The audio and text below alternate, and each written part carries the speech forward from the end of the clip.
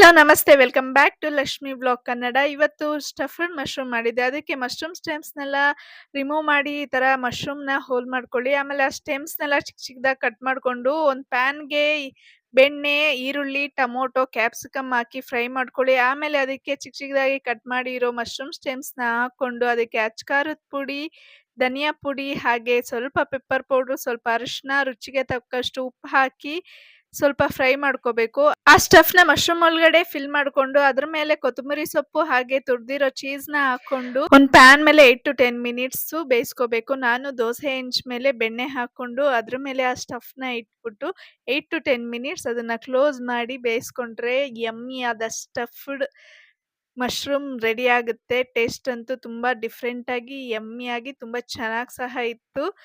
ಇದೇ ರೀತಿ different recipes, ನ್ಯೂ ರೆಸಿಪಿಗೋಸ್ಕರ follow and subscribe Lakshmi vlog Kannada. Next ವ್ಲಾಗಲ್ಲಿ ಸಿಗೋಣ. Tata, by.